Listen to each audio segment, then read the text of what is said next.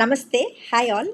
எங்களோட சேனலில் டெல்லி கேரட்டை போட்டு ஒரு ஸ்பைசி பராத்தா ஒன்று அப்லோட் பண்ணியிருக்கோம்.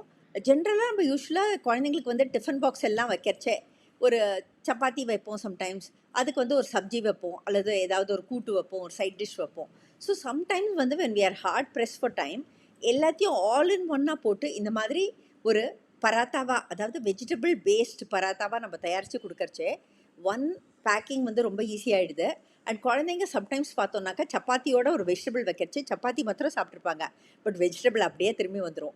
ஸோ அந்த மாதிரியான அந்த ஒன்று அந்த வெஜிடபிள் வேஸ்ட் ஆகும், செகண்ட் வந்து அவங்களுக்கு வந்து அந்த வெஜிடபிளோட சத்தும் போய் சேராது.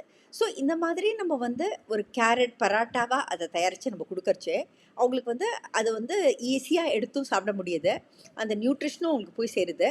பேக்கிங் வைஸ் ஆல்சோ நம்மளுக்கும் தட் மச் ஈஸியர், ஒரே ஒரு டிஷ்ஷாக அப்படியே நம்ம பண்ணி வைக்கிறது.